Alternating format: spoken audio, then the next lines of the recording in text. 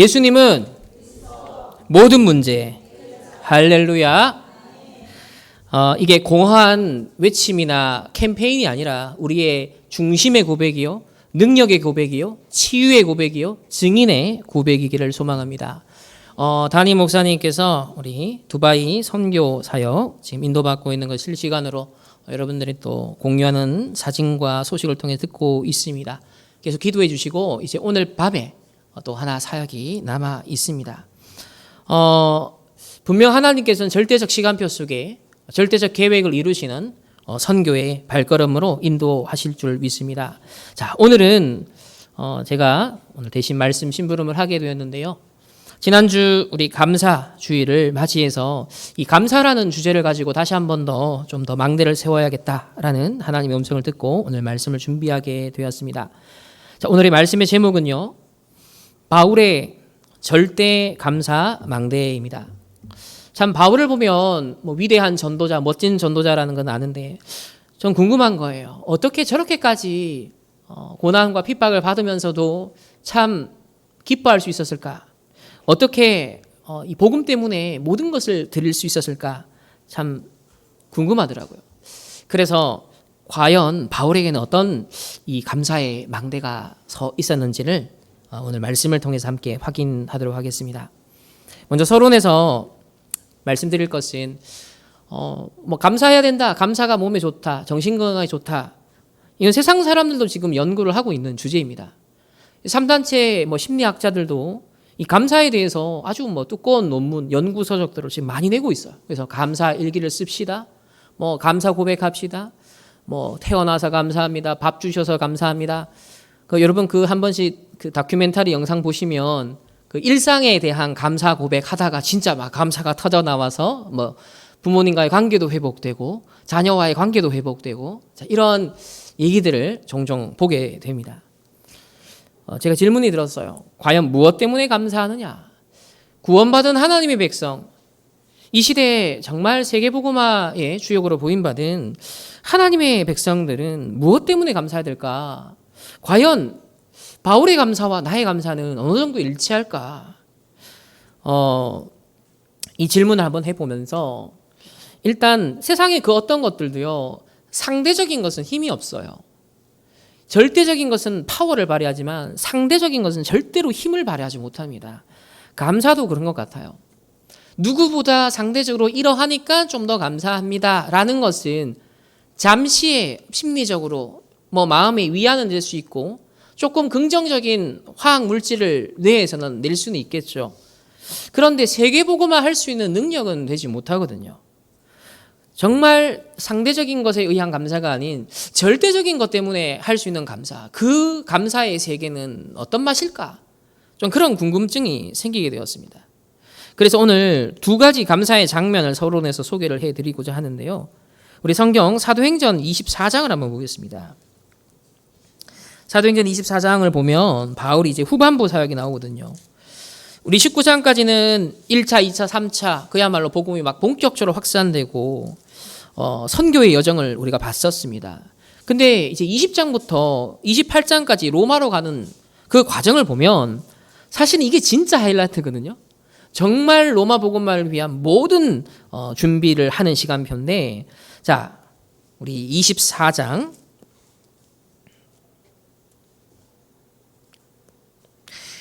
우리 3절에서 5절까지의 말씀을 함께 합독하겠습니다. 벨릭스 각하여, 우리가 당신을 힘입어 태평을 누리고 또 이 민족이 당신의 선견으로 말미암아 여러 가지로 개선된 것을 우리가 어느 모양으로나 어느 곳에서나 크게 감사하나이다. 당신을 더 괴롭게 아니하려 하여 우리가 대강 여짜옵나니 관용하여 들으시기를 원하나이다. 우리가 보니 이 사람은 전염병 같은 자라. 천하에 흩어진 유대인을 다 소요하게 하는 자요, 나사렛 이단의 우두머리니라. 자, 이 장면은 지금 바울이 로마로 가기 전에 마지막으로 이 가이사라라는 지역에서 이 법정에 선 시간표입니다. 이때 바울을 죽이기 위해서 모함하고 몰아가는 유대 지도자들이 고용했던 변호사가 이 더둘로라는 사람이에요.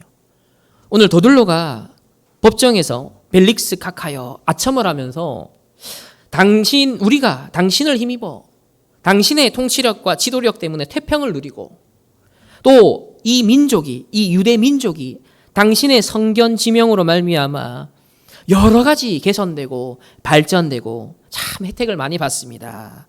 그래서 크게 감사합니다. 라고 아첨을 뜹니다. 근데 실제 역사가 증거하는 기록에는요, 벨릭스 통치하에 유대 땅은 엉망이었습니다. 부정부패가 만연했고요. 나라 이스라엘 통치 상황이 말이 아니었거든요. 그런데 왜 이 사람들은 크게 감사합니다 하면서 왜 그랬을까요? 결국 전도자를 죽이고 모함하기 위해서 이들은 없는 것까지도 만들어내서 감사를 하고 있습니다. 우리가 상대적인 것, 또 육신적인 것, 세상의 것에서 만약에 감사할 것을 찾는다면 늘 우리는 불행의 자리에 있을 수밖에 없어요. 왜냐하면 우리는 이러나 저러나 어차피 앨런 머스크보다는 부자가 되지 못하잖아요. 그 사람들은 수백조 원을 움직이는 사람들이에요. 우리 삼성이라는 엄청난 우리나라를 먹여 살리는 그런 대기업의 CEO나 지도자들을 보면 천문학적인 돈을 움직이고 투자를 하고 세상을 움직입니다. 그 사람들의 스케일, 그 사람들이 갖춘 것에 비하면 우리의 그 어떤 노력과 그 어떤 성취로도 과연 뭐 때문에 우리가 감사할 수 있을까요? 불가능합니다. 상대적인 것에서는요, 절대로 우리는 행복을 느낄 수가 없어요. 오늘 유대인들은 바울, 전도자를 몰아가는데 이런 거짓 증언을 하며 거짓 감사를 하고 있는데요. 어쩌면 세상에 육신적인 것, 잠시 있다가 없어질 것 때문에 좋다, 기쁘다, 감사하다라는 것은 마치 그렇게 증발되고 날아가 버리는 그런 물과 같이 허망한 것인지도 모릅니다. 두 번째로 오늘 전도자 바울이 법정 앞에 섰어요. 이제 로마로 가는 여정에 있습니다. 재판을 받기 위해 로마로 가는 그 길에 있는데 바울이 사도행전 27장에 풍랑을 만나서 죽을 뻔했어요. 하지만 바울은 미리 경고를 했지 않습니까?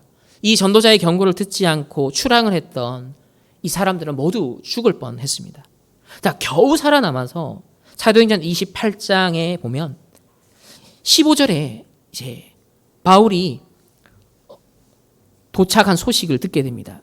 이때 그곳 형제들이 우리 소식을 듣고, 즉 풍랑 만났는데 살아남았다, 바울이 여기에 도착했다라는 소식을 듣고 아비오 광장과 트레이스 타베르데에 맞으러 오니 바울이 그들을 보고 하나님께 감사하고 담대한 마음을 얻으니라. 로마로부터 약 70km 떨어져 있는 곳에 배가 정박을 합니다. 그러면 로마에 오면 바울이 이제 많은 성도들을 만나게 될 거예요. 사실 로마는 아직까지 로마의 성도들은 바울을 만난 적이 없습니다. 몇 년 전에 바울이 로마서를 써서 나 로마 복음을 하길 원한다, 당신들 나는 스페인 복음을 하길 원하니까 나의 후견인이 되고 함께 동력해서 우리 로마 복음 합시다. 이 편지를 로마서를 통해 미리 보냈어요. 이걸 받고는 바울에 대해서 너무 간절한 마음들이 있었던 거예요. 근데 바울이 드디어 로마로 온다라는 소식을 듣고 이들은 나가게 됩니다. 하지만 죄인의 신분으로 왔기 때문에 선뜻 바울을 만나러 마중하러 간다는 것은 자칫 잘못하면 유대인들의 또 로마인들의 타겟이 될 수 있거든요. 그런데 이 로마의 제자들, 바로 로마서 16장에 기록된 그 제자들을 이겼죠. 그곳의 형제들이 바울의 소식을 듣고 바울을 만나러 갑니다.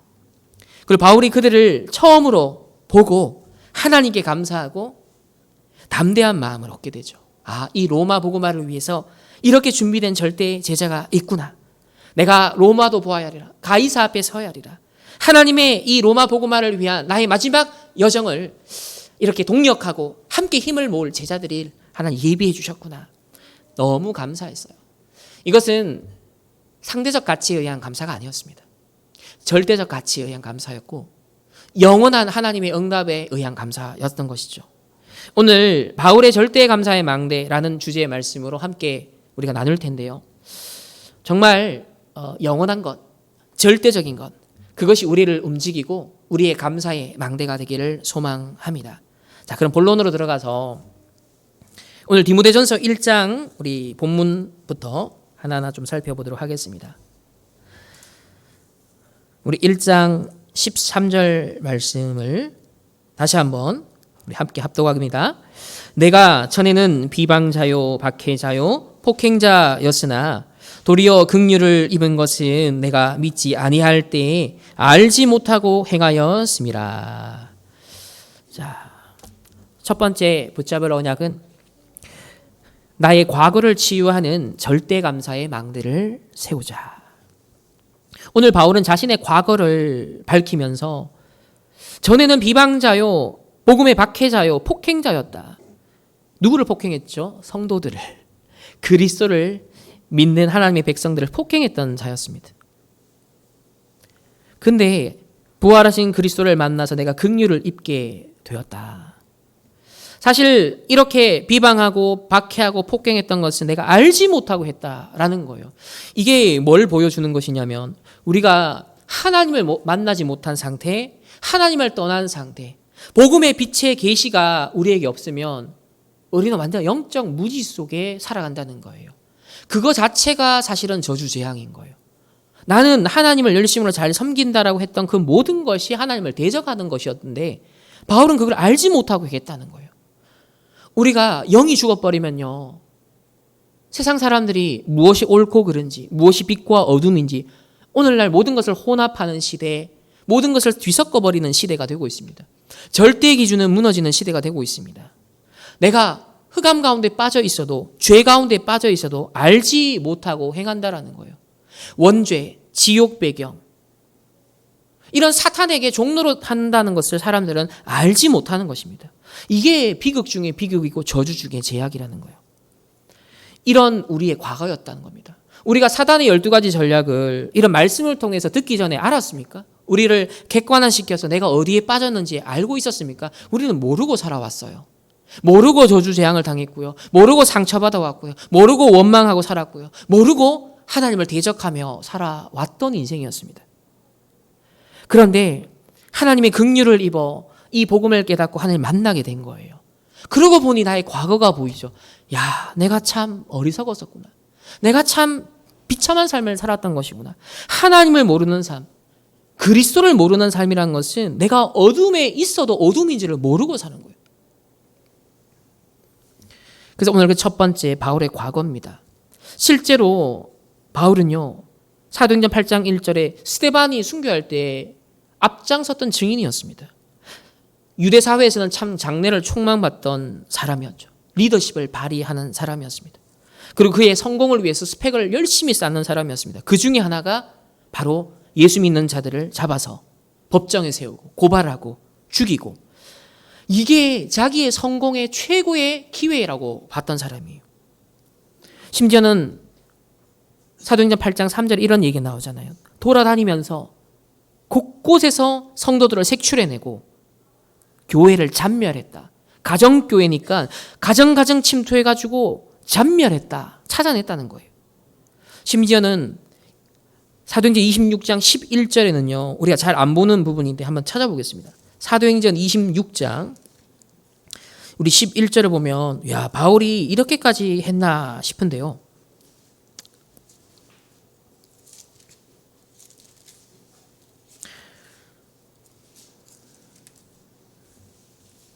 (26장) 11절 말씀 함께 합독합니다. 또 모든 회당에서 여러 번 형벌하여 강제로 모독하는 말을 하게 하고 그들에 대하여 심히 격분하여 외국 성에까지 가서 박해하였고. 우리 일제시대 당했던 참 가슴 아픈 일들, 그걸 한 번씩 영상이나 뭐 영화, 다큐 이런 걸 보면 또 울분을 토하고, 또 중국에서는 일본과의 그런 국제 외교 관계가 좋지 않잖아요. 항상 자기네들이 당했던 그 만행, 그 사건들을 많은 이 중국인들에게 상기시킵니다. 왜냐하면 결집시킬 수 있는 정치적인 하나의 방편이 되죠. 자, 그런 걸 참 기억하거나 보면 어떻습니까? 치를 떨게 됩니다. 특히 그들은 막 고문을 하고요, 막 강제로 자백하게 만들고요, 이렇지 않습니까? 근데 바울이 오늘 그랬다는 거예요. 고문을 해서 복음을 강제적으로 모독하도록 만들었습니다. 바울의 과거의 스펙이 세상 나라 관점에서 보면 정말 최고의 성공의 스펙을 쌓는 것이었지만 영적 무지 속에 자기가 알지 못하고 행했던 이 바울의 모든 장악무도한 행위들은 복음을 대적하는 것이었고 성도들을 고통 가운데, 고난 가운데, 죽음 가운데 몰아가는 행위였다는 거예요. 여기서 우리는 발견해야 될 건 뭐냐? 내가 그리스도를 만나지 못했더라면 나의 과거가 어땠을까? 그리스도를 알지 못하고 지금까지 내가 살았다면, 그리고 앞으로 계속 살아간다면 내 인생은 어떤 삶으로 채색이 되었을까? 한번 진실되게 질문해 본다면 나에게 있는 영적 문제, 여러분 가정 가문을 타고 오는 영적 문제, 아직도 남아서 영향을 주고 있는데 만약 그리스도가 나에게 빛의 망대가 되지 않는다면, 하나님의 긍휼의 은혜가 나를 덮어주지 않는다면, 영적 싸움 할 수 있는 자격조차도, 신분조차도 내가 없다면 어떻게 될 것 같습니까?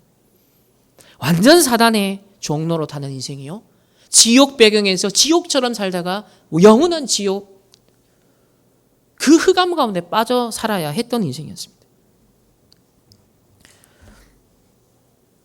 또 바울이 다메섹 도상에 그리스도인들을 핍박하기 위해서 가다가 부활하신 주님을 만났는데 이때 예수님이 얘기를 해요. 사울아 사울아 왜 네가 나를 박해하느냐. 이 말은 뭐냐? 그리스도 자체를 박해했다는 거예요. 그리스도 자체를 공격하던 자였습니다. 그 정도로 바울의 과거는 참 그야말로 사탄, 흑암 충만한 상태였던 거죠. 이런 그에게 하나님의 은혜, 긍휼의 빛이 비춰지게 되었습니다. 우리 디모데전서 1장 14절을 보면 우리 주의 은혜가 그리스도 예수 안에 있는 믿음과 사랑과 함께 넘치도록 풍성하였도다. 아까 전에 자기가 긍휼을 입었다 그랬잖아요. 긍휼을 입고 보니 내가 이런 영적 무지 속에 이렇게 사단의 앞잡이 노릇을 했던 참 나의 부끄러운 과거를 고백하면서 하나님을 알지 못하니까 우상 숭배하잖아요. 미신에 빠지잖아요. 지금 왜 MZ세대들이 점술에 빠집니까? 얼마 전에 일본에 다녀왔는데 일본은 지금도요, 차를 사거나 자전거를 사거나 오토바이를 사도 반드시 절에 가서 거기에서 액땜을 하고 부적을 붙이고 이런 의식을 행합니다. 아니 선진국, 과학기술이 우리나라보다 발전한 저 노벨상을 타는 저 일본이 왜, 무엇이 아쉬워서 그럴까요? 참 이런 걸 보면 하나님을 떠난 창세기 3장의 인간의 운명이라는 것이 인종을 초월하고 국가를 초월하고 문화와 언어를 다 초월하여서 전 세계에 공유되어 있는 상태라는 것을 확인하게 되죠. 유대인들도 이들은 하나님의 백성이었지만 복음을 깨닫지 못하고 복음을 부정하는 자리에 가니까 어떻게 됐어요? 예수님을 잡아 죽였습니다. 메시아를 기다렸는데 그 메시아를 죽이는 자리까지 갔어요. 그리고 자기 후대들이 멸망 저주 당하는 것을 심지어 그렇게까지 해라, 참 책임지지 못할 말을 했는데 지난 1900년 동안의 유대인의 역사를 보면 너무나 비참해요. 저 유럽에 가면 꼭 유대인 역사관을 갑니다. 복음을 부정한다는 것은 참 이토록 비참한 일이구나. 근데 바울이 하나님의 은혜로, 주의 은혜로 그리스도 예수 안에서 믿음과 사랑과 함께 넘치도록 풍성한 은혜를 경험하게 되었어요. 우리가 오늘 예배에 나온 건요, 은혜예요. 오늘 이 자리에 앉은 것 자체가, 이 존재 자체가, 이 시간 자체가 은혜입니다. 만약 저와 여러분이 이 자리에 이 시간에 없다면 어디에 있을까요? 그 자체가 저주재앙이라니까요. 그 자체가 흑암이라니까요. 아무리 바닷가에 가고 산에 가도요, 하나님을 떠난 그 자리 자체가 저주와 재앙인 거예요. 결국 저는 넘치도록 풍성하였다고 표현하는 걸 통해서 바울은 갈보리산의 십자가의 사랑과 은혜를 정말 풍성하게 누렸구나. 그걸 발견한 사람이었구나. 오늘 우리 충만교회 모든 성도님들 한 주간 이 바울과 같이 영적 무지 속에 흑암 저주재앙에 빠졌던 나의 인생을 건져주사 풍성하게 넘치도록 나에게 오늘도 은혜 주신 것 감사합니다. 하나님은 오늘도 나에게 은혜 주기를 원하십니다. 날마다 이 은혜를 누리는 우리 충만교회 백성들 되시기를 예수님의 이름으로 축복합니다. 그래서 바울은요 15절에 미쁘다, 모든 사람이 받을 만한 이 말이요. 뭐예요? 복음. 참 기쁜 소식이다. 너무 행복하다. 모든 사람이 받을 만한 이 말이요. 237 나라 5천 종족에 꼭 필요한 말이다. 이 복음이 아니면 나처럼 알지 못하고 저주재앙 속에서 행하며 살았어야 되는데 지금 우리 종족들이 그러고 있고 우리 선조들도 그랬고 우리 후대들도 그럴 거고 지금 전 세계 이방인들이 그러고 있구나. 저 로마 황제도 저러고 있구나. 그래서 이 복음, 십자가에서 뱀의 머리를 상하게 하신다. 여자의 후손이 뱀의 머리를 상하게 한다라는 이 약속되었던 성취의 복음이 나를 해방시키고 나를 구원하고 나에게 은혜가 되었던 것처럼 하나님 이 기쁜 소식이 꼭 현장에 필요합니다. 그러면서 말합니다. 그리스도 예수께서 죄인을 구원하시려고 세상에 임하셨다 하였도다. 성육신하신 그리스도. 영세전 그리스도, 성육신하신 그리스도. 그런데 죄인 구원을 위해 성육신하셨는데 내가 죄인 중에 괴수다라고 말합니다. 저는 이 말씀을 묵상하면서 뭐가 부딪혀왔느냐. 그리스도가 나 때문에 오셨고 나 때문에 죽으셨구나. 나의 복음에 대한 체험. 우리의 신앙이 살아날 때 언제냐면 나 때문에 그리스도가 오셨구나. 지금 나에게 오직 그리스도가 필요하구나. 이 발견이 될 때라야 힘을 얻는 거예요. 오늘 그리스도는 여러분 때문에 오신 겁니다. 나의 저주재앙, 나의 사단의 12가지 함정올무틀 이거 해결하기 위해 오셨다니까요. 여러분의 가정과 가문에 내려오는 고질적인 영적 문제들 그 흑암을요 무너뜨리기 위해서 그리스도가 오셨다라는 것입니다. 오늘 이 예배 또한 하나님이 나 때문에 십자가의 이 사랑과 은혜를 전하는 미쁘다 모든 사람이 받을 만한 이 말이요. 이 복음을 선포하라고 오늘 이 강단을 하나님 허락하신 줄 믿습니다. 그래서 이 그리스도를 만나니까 어떻게 돼요? 응답받는 자격이 생긴 거예요. 하나님 자녀의 신분을 얻게 되었습니다. 그리고 하나님의 능력을 누릴 수 있는 자격, 권세가 주어지게 되었던 것이죠. 그래서 첫 번째, 과거를 치유하는 절대 감사의 망대를 세우자. 완전 실패의 자리에 있었던 나, 저주 재앙 속에 있었던 나, 창세기 3장, 6장, 11장을 추구하며 살았던 나, 지금 불신자들이 살아가고 있잖아요. 3단체가 그 흑암을 만들어내고 있잖아요. 이런 과거를 하나님께서는요, 우리를 빛을 비춰주사 건져내주시고 긍휼과 은혜의 복음으로 그것도 풍성하게 넘치게 우리를 인도하셨습니다. 그러니 이 기쁜 소식, 복음의 소식을 모든 사람에게 꼭 필요하다. 지금 중독 시대요, 재앙 시대요, 미신 시대요, 주술 시대요, 다시 샤머니즘 무속에 빠져든 시대입니다. 전 세계가 AI 인공지능이 발전하면서 청년들은 불확실성의 시대를 맞이하면서 불안과 두려움 때문에 포기하거나 몸부림치다가 절망하는 세대가 되어가고 있습니다. 일자리는 없어지고 있습니다. 현실적으로 너무 어려워지고 있습니다. 그러니까 세상 사람들이 어디서 위로를 느껴요? 골든이라는 노래에서 위로를 느끼고요. 나에게 조금이라도 공감되어지는 콘텐츠 속에서 공감을 느끼고 거기에 빠져들고 있습니다. 그러나 그것이 과연 미쁘다 모든 사람이 받을 만한 이 말이요, 이것과 비교가 될까요? 일시적이고 잠시 상대적인 기쁨은 쾌락은 줄 수 있습니다. 그러나 후유증은 더 큽니다. 세상이 주는 것은 근본적인 만족과 행복을 줄 수 없어요. 이번 주 중독 예방 사명자 대회가 있었습니다. 근원적인 치유, 근원적인 힘, 이 말씀을 주셨거든요. 오직 복음만이 우리를 근원적으로 행복하게 할 수 있어요. 근원적인 감사가 있어야만 진짜 나를 살리고 사람을 살리고 현장을 살릴 수 있습니다.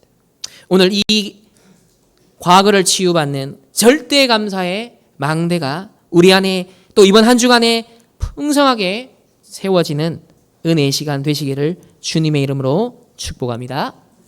두 번째는 이런 그리스도께서 다 이루었다라는 과거가 다 끝났기 때문에 우리는 오늘 미션을 갖고 감남산의 미션을 갖고 살아갑니다.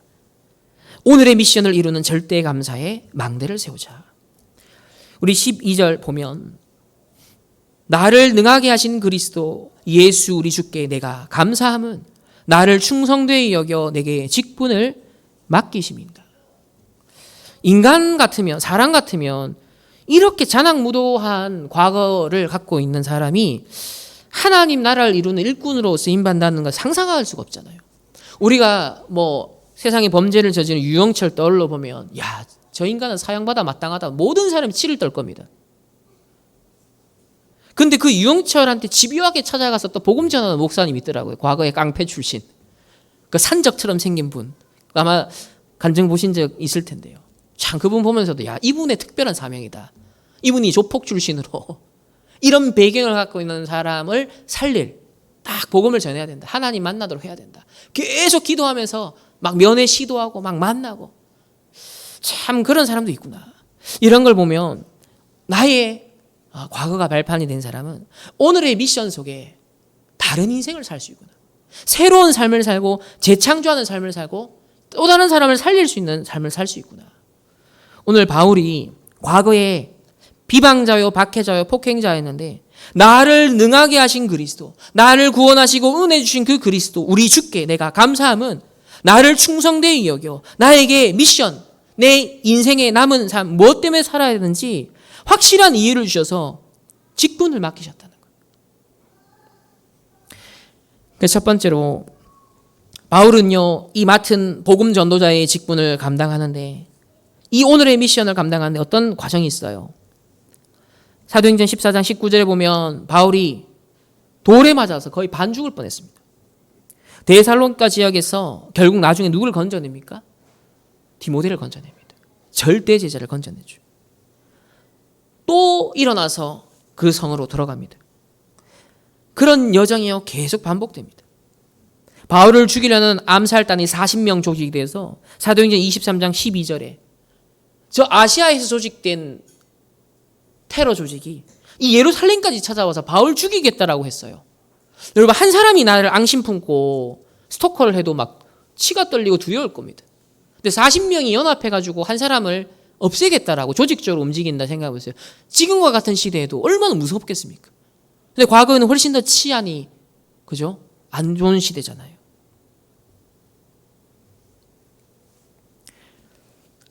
또 사도행전 27장 24절에는 로마로 가는 여정에서 풍랑을 만납니다. 모든 사람이 죽었다라고 포기했던 상황이에요. 이런 난파선 잠시 멜리데 섬에 정착했을 때 또 독사에 물립니다. 근데요 죽지 않고 오히려 치유하는 또 다른 사람을 치유하는 사건이 일어나죠. 가는 곳곳마다 핍박과 박해와 많은 자연재앙과 어려움들이 있었습니다. 수많은 핍박과 위협을 다 기록할 수 없다고 고린도후서 11장 우리 23절을 한번 찾아보겠습니다.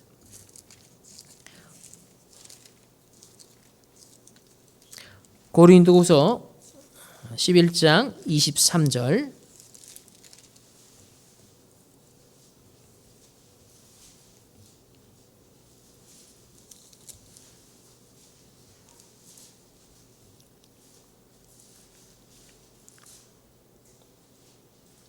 우리 23절부터 28절까지 한 목소리로 합독하겠습니다. 그들이 그리스도의 일꾼이냐 정신없는 말을 하거니와 나는 더욱 그러하도다. 내가 수고를 넘치도록 하고 옥에 갇히기도 더 많이 하고 매도 수없이 많고 여러 번 죽을 뻔하였으니 유대인들에게 40에서 하나 감한 매를 5번 맞았으며 3번 태장으로 맞고 1번 돌로 맞고 3번 파선하고 1주야를 깊은 바다에서 지냈으며 여러 번 여행하면서 강의 위험과 강도의 위험과 동족의 위험과 이방인의 위험과 시내의 위험과 광야의 위험과 바다의 위험과 거짓 형제 중에 위험을 당하고 또 수고하며 애쓰고 여러 번 자지 못하고 줄이며 목마르고 여러 번 굶고 춥고 헐벗었노라. 이 외에 일은 고사하고 아직도 날마다 내 속에 눌리는 일이 있으니 곧 모든 교회를 위하여 염려하는 것이라. 자, 이렇게 바울은 참 복음 하나 때문에 이런 숱한 고난을 겪었습니다. 근데 오늘 디모데전서 1장 12절의 첫 마디가 뭡니까? 나를 능하게 하신 그리스도. 이런 고난 속에서도 나를 능하게 하신 그리스도라고 고백하고 있어요. 빌립보서 4장 13절에도 감옥에 갇혔을 때 많은 사람이 걱정했지만 오히려 복음의 진보를 이루었다. 걱정하지 마라. 내게 능력 주시는 자 안에서 나는 감옥에 있는 게 아니다. 그리스도 안에 있다. 자신의 영적 현주소를 고백하며 나를 능하게 하신 분 그리스도께서 나를 보호하셨고 이 복음과 전도 선교는 하나님의 절대 계획이기 때문에 반드시 뜻하신 바를 이룬다라는 것을 바울은 우리에게 생생하게 보여주고 있습니다. 오늘의 미션을 이루는 절대 감사의 망대가 바울에겐 서 있음을 보게 되죠. 그러면서 오늘 나에게 직분을 맡겼다고 했습니다. 사도행전 9장 15절에 바울을 불렀을 때 이스라엘과 이방인과 왕들 앞에 내가 복음을 전하도록 택한 나의 그릇이다라고 했습니다. 직분을 주셨죠. 저와 여러분에게도 중직자는 중직자로, 렘넌트는 렘넌트로, 또 교사는 교사로, 목회자는 목회자로 직분을 주셨습니다. 세상의 그 어떤 타이틀보다 위대하고 무게감 있고 의미 있고 가치 있는 절대적인 직분이 뭐냐? 우리 장로님이에요. 우리 권사님, 안수 집사님, 우리 렘넌트 사역하는 교사, 기름 부음 받은 자, 그리스도의 직무를 대신하는 역할이에요. 세상의 저주재앙을 막을 수 있는 역할, 흑암에 빠진 자들 해방시켜 줄 수 있는 역할, 그게 기름 부음 받았다라는 뜻이거든요. 참된 왕, 참된 선지자, 참된 제사장으로 하나님 만나는 길을 열어주시고 모든 흑암에서 우리를 건져주시고 모든 죄와 사단의 권세에서 우리를 해방시켜 주셨습니다. 그래서 우리를 구원하신 그리스도, 이제 이 그리스도가 승천하시면서 우리를 파송하시잖아요. 이 삼중직의 대사로 왕 같은 제사장으로 직분을 주셨습니다. 이 시대의 파수꾼의 직분을 주신 거예요. 기도의 파수꾼으로 우리를 부르신 것입니다. 그렇다면 이 직분이 진짜 힘을 얻고 살아나려면 어떻게 해야 될까요? 갈보리산 언약으로 모든 것을 해결해야 됩니다. 우리 어제 산업선교 메시지 한 3번 들으십시오. 정말 주중에 한 3번 집중해서 들으십시오. 갈보리산 언약으로 모든 것을 해결해야 된다. 예수님이 제자들을 데리고 중간중간 점검을 하시잖아요. 심지어는 베드로가 그리스도를 고백했는데 그리스도를 말하지 말라고 합니다. 왜냐하면 그리스도를 깨닫고 한 고백이 아니라 하나님이 강권적으로 깨닫게 한 것이지 베드로가 깨달은 게 아니었어요. 그러니까 바로 예수님 죽으면 안 돼요 회방을 합니다. 또 변화산에서 엘리야도 좋고 모세도 좋고 예수님도 좋습니다. 예수님이 아니야 아직 오직 예수 될 때면 이렇게 자꾸 바꿔나가는 거거든요. 우리가 정말 그리스도로 다 끝났다라는 것이 말은 하지만 진짜 그리스도가 끝냈다는 거 믿고 그 그리스도를 승부를 보고 있는가? 정말 그리스도로 내 인생을 살아가고 있는가? 과연 그리스도를 적용하면서 살아가고 그리스도의 망대로 나의 상처, 나의 가정과 가문의 문제들, 현실의 문제들 그 앞에 두려워하거나 포기하거나 다른 거 붙잡지 않고 그리스도를 붙잡고 있는가? 그리스도가 나의 견고한 망대요 빛의 망대가 되고 있는가? 여러분 이 말은 단순한 얘기가 아니에요. 예수님이 3년 내도록 심혈을 기울여서 제자들에게 알게 하기 원했던 내용이에요. 그리스도 하나로 정말 너 끝났니? 갈보리산 언약으로 모든 것을 해결하시고 해방받으시는 우리 충만교회 모든 성도님들 렘넌트 되시기를 주님의 이름으로 축복합니다. 이때라야 나의 직분이 살아난다고 했어요. 내 신분과 권세가 살아난다라고 어제 표현하시더라고요. 그렇지. 내가 여전히 예배 드리고 집에 돌아가면 현장에 돌아가면 세상 근심 걱정이고 물질, 자식, 세상 염려 속에 빠져 있는데 내 상처 속에 빠져 있고 내 무능 속에 빠져 있고 내일에 대한 염려, 미래에 대한 걱정에 빠져 있는데 직분은커녕 무슨 미션 수행이 가능하겠습니까? 절대로 사명 감당할 수가 없죠. 우리의 과거 문제 다 끝냈다는 그 확신이 있어야 그리스도가 다 끝낸 것을 나는 이제는 확신 가운데 증언하고 선포하는 나는 전도자다. 증인이다. 이렇게 날마다 매 순간 갈보리산 언약을 누리며 딱 적용하는 이 누림이 있을 때 힘을 얻게 되고요. 발판이 되고요. 빛이 보입니다. 그때 우리에게 주신 직분이 얼마나 소중한 것이고 절대적인 것인지 그리고 이거는 나를 살릴 직분뿐만 아니라 나의 가정 가문을 살릴 직분이요.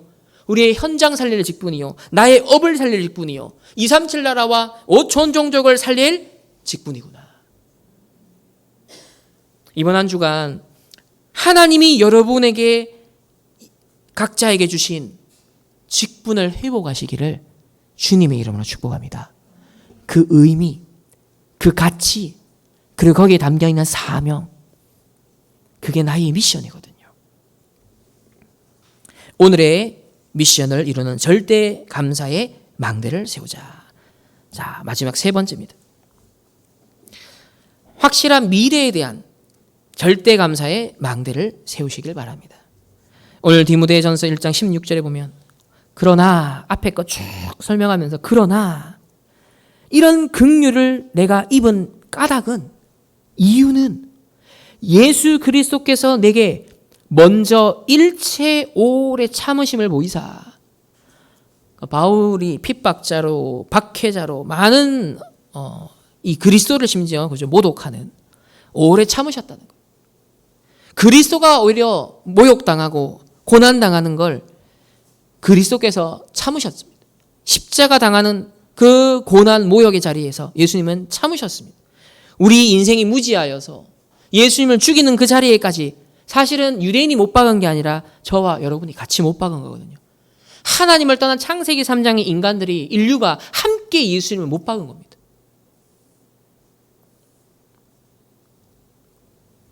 근데 우리가 아직 죄인 됐을 그때 하나님 우리에 대한 자기의 사랑을 보여주셨다 했거든요.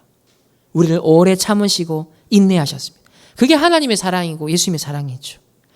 바울이 이걸 깨달은 거예요. 야, 하나님, 예수님 날 오래 참으셨구나. 나를 오래 봐주셨구나. 기다리셨구나. 바울이 어느 날 이걸 딱 깨닫고 나니까 내가 당하는 이 고난 아무것도 아니구나. 예수님이 친히 십자가에서 모든 굴욕을, 모든 고난을 당하셨는데 내가 복음 때문에 당하는 이 고난 아무것도 아니다. 이 힘을 갖고 이길 수 있었던 거예요. 그래서 어떤 미래를 봤냐면 그리스도가 나를 위해서 오래 참으심을 보여주신 것처럼, 본을 보여주신 것처럼 후에 주를 믿어 영생을 얻는 자들에게 또 다른 이방인 제자들이 또 다른 전 세계의 렘넌트들이 다가올 미래 세대들에게 본이 되게 하기 위해서 하나님이 나를 또 증인으로 부르셨구나. 바울이 자기 현실에 당하는 고통의 문제를, 어려움을 그것으로 해석하지 않았어요. 하나님의 영세전부터 영원까지 이루시는 전체 구원의 계획 속에 미래에 다가올 우리 후대들에게 믿음의 유산을 전달하라고 하나님이 나에게 이 과정을 허락하셨구나. 우리 가문, 우리 후대를 세계복음화 할 수 있도록 보존해야 되니까 하나님 나를 앞서서 애굽에 보내셨습니다. 형들이 나를 팔았다고 근심하지 마소서. 하나님의 생명 보존을 위해서 나를 앞서 파송하셨습니다. 요셉의 인식이 달랐던 거예요. 저와 여러분의 전환이 일어나야 될 인식인 거예요. 그럼 바울처럼 과거가 끝나고 오늘의 미션이 있을 때 확실한 미래가 보이는 거예요. 그렇지, 오늘 내가 영적으로 결단하고 망대를 쌓고 승리하면 이것이 후대를 살리는 길이다. 교회를 살리는 길이다. 우리나라와 시대를 살리는 길이라는 거예요. 그래서 후에 주를 믿어 영생 얻는 자들에게 모델이 되려고 오늘 나에게 이런 문제와 갈등과 위기를, 고난을 허락하신 것입니다. 응답 없는 인생이 아니에요. 하나님은 모든 것을 우리에게 응답을 주시는 겁니다. 구원받은 하나님의 백성에게 일어나는 모든 것은 응답이에요. 근데 그 응답이 진정한 응답으로 보여지는 것은 믿음의 눈이 열려야 되거든요. 나의 과거에 대한 답이 있어야 되고요. 오늘에 대한 미션이 있어야 되고요. 그리고 미래를 보며 소망과 확신이 있을 때 오늘을 해석하고 적용하는 관점이 달라지는 것입니다. 그렇지. 하나님의 주권 속에 나의 인생이 있는데 단 하나도 우연이 없구나. 모든 것은 하나님의 목적이 있는 필연이구나. 이 눈이 번쩍 떠지는 것입니다.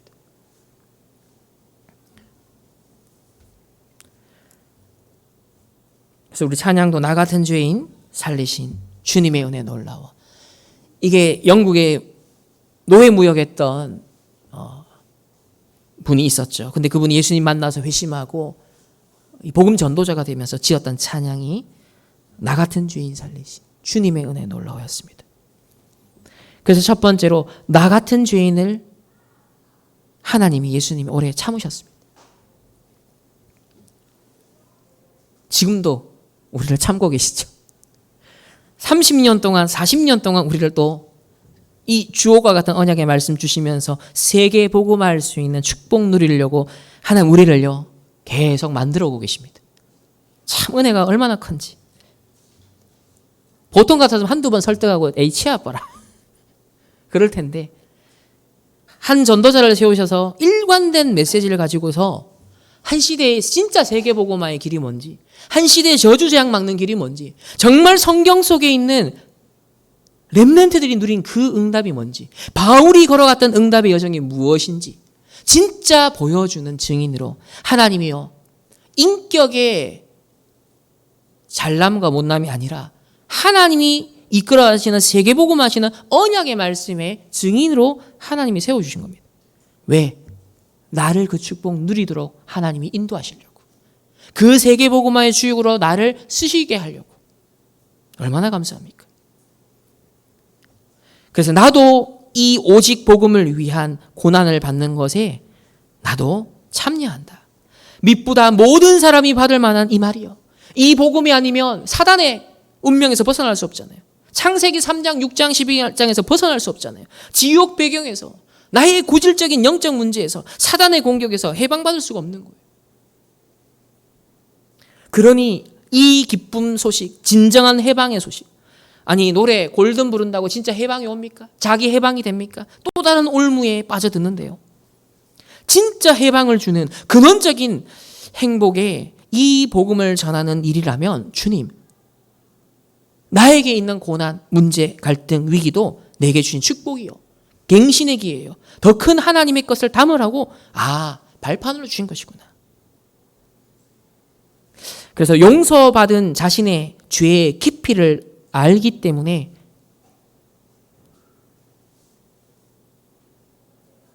또 다른 죄인들을 살리고 건져내는데 인내하고 이 동족 유대인들이 깨닫지 못하고 끊임없이 자기를 죽이려고 하는데도 오늘 바울은 감사한다라고 하면서 계속 유대인들의 가운데 하나라도 더 건져내려고 기도하는 모습들을 볼 수 있습니다.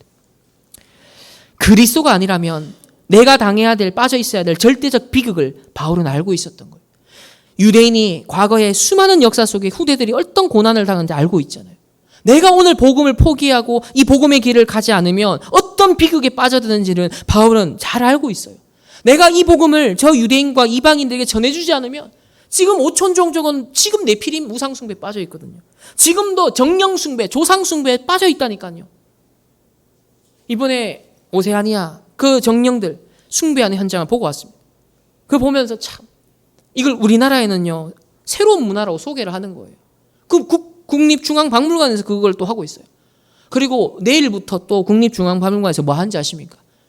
이슬람 미술 전시회가 열립니다. 이제 이슬람 미술 우리나라 최초입니다. 이슬람의 신비주의, 이슬람의 그 경전들, 종교적인 활동들 그걸 전부 다 담아낸 미술 작품들을 대대적으로 국립중앙박물관에서 이번에 전시회를 내일부터 합니다. 오세아니아전을 하지 않나? 우리나라 불교 아예 그냥 전시회를 갖고 하고 있질 않나? 이제는 이슬람. 저 서울시립미술관에서는 강령 접신한 사람들의 예술가들의 작품전을 지금 3개월째 하고 있고 지금 이런 시대예요. 그러니까 이 복음을 빛을 전해주지 않으면 자기가 흑암의 구렁텅이에 빠져가는지를 모르는 영적 무지 속에 복음을 대적하는 알지 못하고 행하였다라고는 그 운명에 갇히는 거죠. 여기서 벗어나게 해줘야 됩니다. 그래서 바울은 자기가 그 자리에 있었는데 그 무지 속에 있었는데 그 죄악 속에 있었는데 그 사단의 함정 올무틀에 있었는데 용서받은 죄인이에요. 내가 받은 용서, 내가 받은 은혜의 긍휼의 깊이가 넓이가 얼마나 무한한지를 아니까 이 무한함 속에 저 오촌 종족이 들어와야 되는데 우리 동족이 담겨져야 되는데 그래야 사는데 우리 가정 가문이 우리 후대들이 이 긍휼 속에 들어와야 되는데 이걸 알기 때문에 인내하고 기도하고 영적 싸움을 했던 것입니다. 오늘 저와 여러분의 헌신할 부분이 있다면 이 시대를 앞에 두고 재앙 시대를 앞에 두고 바울과 같이 과거가 치유된 절대 감사의 망대, 오늘의 미션이 확실한 절대 감사의 망대 세워 정말 다가오는 재앙 시대 미래에 소망을 줄 수 있는, 기쁨의 소식을 전할 수 있는, 참된 해방의 복음을 전달해 줄 수 있는, 그래서 무한한 그 은혜의 긍휼의 바다에 사람들이 풍덩 빠질 수 있도록 하는 일에 조금이나마 심부름하고 기도하고 헌신하는 우리의 삶이 되기를 소망합니다. 그래서 두 번째로 미래 전도자들에게, 미래에 다가올 증인들에게 전하는 위로였습니다. 실제 교회사 속에 바울처럼 순교했던 증인들이 많죠. 복음 때문에 고난받은 사람 너무나 많습니다. 폴리캅이라는 초기 교부는 화형을 당하면서 오늘 디모데전서 1장 16절에 나온 말씀처럼 내가 86년 동안 주님을 섬기며 살아왔는데 잠시의 이 불타는 고통을 모면하기 위해 예수 그리스도를 부정하거나 나는 배신할 수 없다. 그걸 공적으로 신앙 고백하며 화형을 당하는데 그 증언하는 기록을 보면 기뻐하고 있었다고 합니다.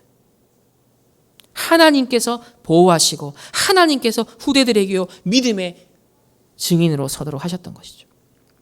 그 수많은 콜로세움에서 사자들의 밥이 되고 뜯기고 죽임을 당하는 성도들의, 화형을 당하는 성도들이 불렀던 찬송이 있었다고 합니다. 그런데 그 찬송의 가사의 내용이 디모데전서 1장 16절이었대요. 아, 그랬구나. 내가 긍휼을 입은 까닭은 예수 그리스도께서 내게 먼저 일체 오래 참으심을 보여섰다.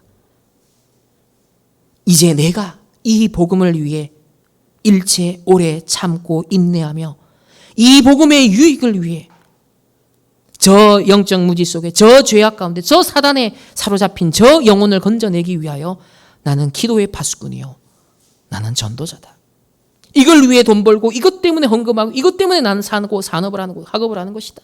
이것 자체가 뭐예요? 복음 때문에 렘넌트들이 그 힘든 학업을 내 야망 때문에 한다면 스트레스지만, 자기 야망이지만, 내가 이 복음 때문에 이 힘든 학업을, 그래, 나는 하나님의 것을 가지고 할 거야.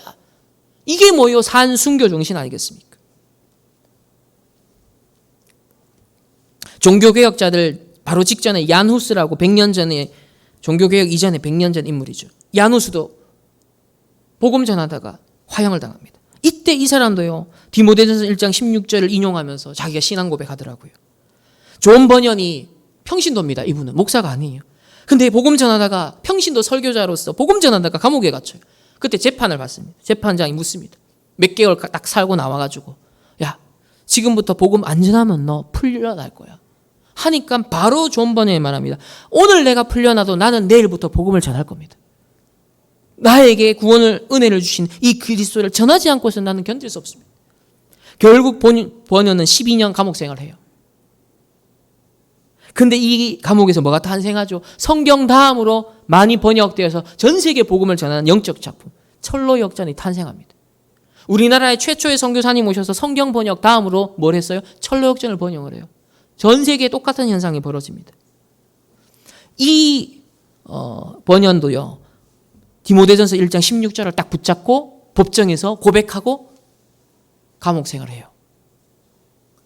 윌리엄 캐리, 근대 선교를 문 열었던 영국의 윌리엄 캐리, 인도에 선교 갔어요. 그때 완전 오천 종족 아닙니까?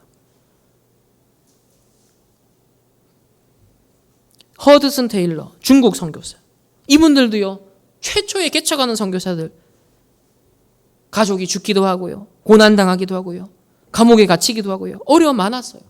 우리나라에 오신 선교사님도 보세요. 오자마자 자녀가 죽거나 아니면 본인도 사건을 당하거나 순교를 하는 경우도 있었어요.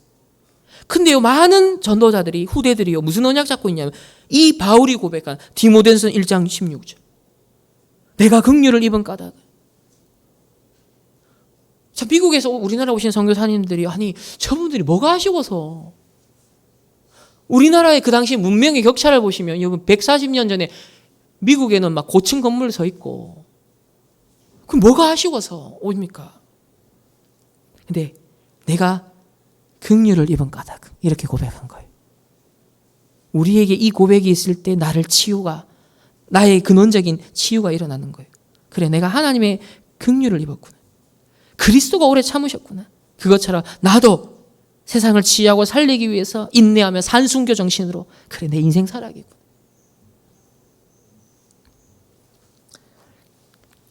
디모데전서 1장 17절에 영원하신 왕 곧 썩지 아니하고 보이지 아니하고 홀로 하나이신 하나님께 존귀와 영광이 영원 무궁하도록 있을지어다. 아멘.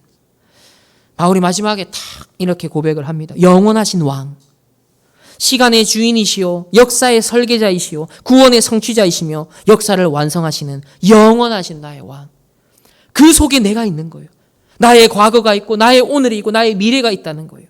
그러니 나의 영세전 그리스도가 나의 가문의 문제를, 나의 모든 영적 문제를 해결하시고 성육신하신 그리스도가 나의 운명을 바꾸는 거예요. 평생 업으로 살아야 됐던 베드로를요, 사랑나는 전도자로 바꿔버렸어요. 핍박자, 박해자로 살아야 됐던, 자기 동족의 성공을 위해서 열심을 내었던 바울이 완전 저주재앙의 자리에 있었잖아요. 그런데 완전 복음을 위한 순교자가 됩니다. 운명을 바꾼 거죠. 저와 여러분의 인생의 스토리를 완전 바꾸시는 분이 그리스도입니다. 그래서 성육신 하신 거예요. 친히 우리의 육신의 삶을 살아내신 거예요. 그분도. 그리고 죽고 부활하셔서 그 그리스도 이름으로, 부활의 이름으로, 그 능력으로 응답하시겠다 약속하십니다. 그러니 죽은 안진뱅이가 재생되고 일어나, 재창조의 역사 일어나요. 그게 부활의 역사예요. 귀신 들린 자들이 쫓겨나가고 살아납니다. 병든 자들이 치유받습니다. 이게 전부 다 부활의 역사입니다.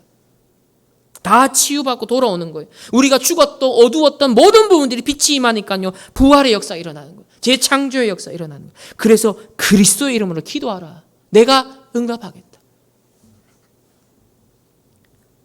그리고 재림주로 오신다고 했습니다. 우리의 미래, 세계보고만 맞물려 있는 재림의 시간표. 그리고 우리는 영원한 존재잖아요. 영원한 지옥, 천국. 우리 영혼을 가졌잖아요. 그럼 이 영혼의 문제를 해결할 분이 있어야 되죠. 심판주 그리스도. 영원하신 왕. 바울은 이 고백 속에 확실한 미래에 대한 절대 감사의 망대를 세워 지금 2000년이 지나면서도 우리에게 위로와 용기와 또 감사의 고백을 하게 합니다. 결론입니다. 절대 감사의 망대가 없는 세상 현장에서, 흑암 현장에서 여러분은 이 절대 감사의 망대를 세워 많은 사람을 살리고 치유하는 빛의 망대가 되시기를 주님의 이름으로 축복합니다. 제가 어제 이제 설교 준비 때문에 이제 교회에 저녁에 밤에 왔었는데요. 그래서 설교 준비하고 또 돌아가는 길에 이제 카톡을 통해서 주보에 나와 있는 내용을 봤어요. 찬양의 망대에 빛의 망대가 있는 거예요. 제 설교를 딱 준비하고 내용이 이 빛의 망대에 드는 가사를 보는데 너무 감격스러운 거예요. 바울의 오늘 인생 고백이 여기 다 담겨 있어요. 빛이 없는 어두움과 소망 없는 미래 속에 나를 빛의 자녀로 부르신 하나님, 슬픔과 공허 속에 방황하고 있는 나를 빛의 성전 삼으셨네. 나는 문제 속에 망대의 빛을 찾는 남은 자, 너는 갈등을 빛으로 바꾸는 남는 자, 우리는 위기 속에 빛을 발하는 남을 자, 너희는 미래 속에 빛의 열매 남길 자. 한 사람 통해 일어난 성령의 역사가 현장에 생명 살리는 빛으로 물들이며 너를 통해 일어날 성령의 바람이 미래 속에 재앙막을 빛의 망대들이. 이 가사를 보는데요, 얼마나 감격이 밀려오는지요.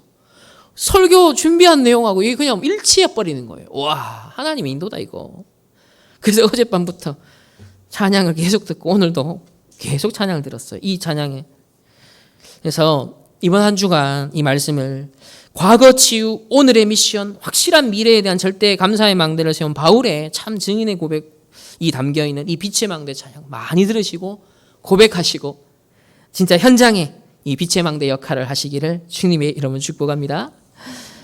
자기 해방을 외쳤던 그 K-팝 데몬 헌터스의 골든, 이런 여러 종류의 아류 세상의 작품들은요, 일시적 위로와 카타르시스, 해방감은 만끽시켜 줄 수 있어요. 하지만 곧 공허해집니다. 또 다른 것을 채워야만 해요.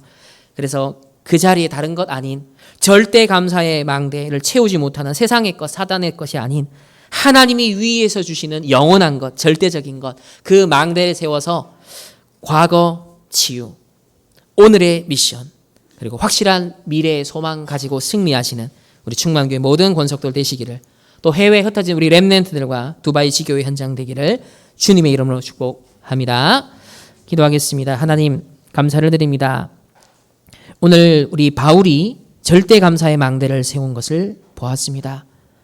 그리스도를 만나 과거가 치유받고 오늘의 미션을 찾고 미래의 확실한 소망 가운데 오직 복음을 위한 전도자의 삶을 살았습니다. 하나님, 나를 오래 참으시고 나에게 긍휼을 베푸시며 이 복음을 위한 나의 인생을 재창조하길 원하시는 주님, 바울이 받은 그 은혜가, 그 긍휼이 우리에게 300% 넘치는 이번 한 주간 되게 역사하여 주옵소서. 그리하여 감사 없는 저곳에, 희망 없는 저곳에, 절망과 낙심과 불평과 불만만 있는 저 세상 현장에 이 빛의 망대 세워, 참된 절대 감사의 망대 세워 많은 사람을 치유하고 돕고 살리는 그런 전도자들 될 수 있도록 축복하여 주옵소서. 감사드리며 살아계신 주 예수 그리스도 이름으로 기도합니다. 아멘. 지금은 우리 주 예수 그리스도의 은혜와 하나님의 무한한 사랑하심과 성령 하나님의 내주 인도 역사하심이 바울의 절대 감사의 망대를 언약으로 붙잡고 과거를 치유하고 오늘의 미션을 가지고 확실한 미래 가운데 승리할 모든 충만교회의 권속들, 그 개인과 만남과 가정과 업과 흩어지는 그 모든 현장 위에, 해외에 흩어진 우리 렘넌트들과 두바이 지교회의 선교 현장 위에 이제로부터 영원토록 항상 함께 계실지어다. 아멘.